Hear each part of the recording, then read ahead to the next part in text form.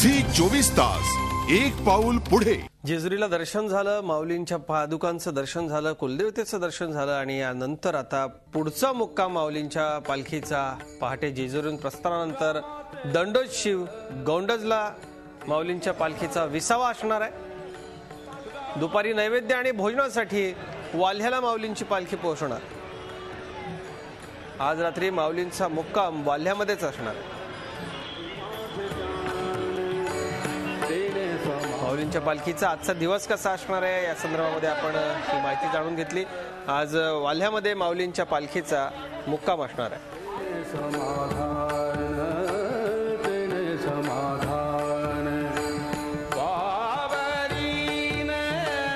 तुकोबांच्या पालखीचा प्रवास आज दिवसभरामधला कार्यक्रम आपण बघतोय। वरवणमधून प्रस्थान ठेवलंय, भागवत वस्तीवरती पहिली विश्रांती पालखीने घेतली आणि पुढचा प्रवास आपण बघतोय पाटसला दुपारची विश्रांती, पाटसलाच प्रसाद आणि भोजन तुकोबारायांच्या पालखीचं होईल।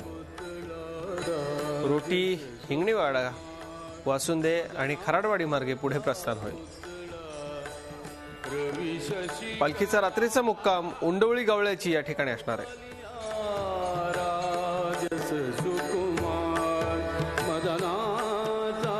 झी 24 तास एक पाऊल पुढे।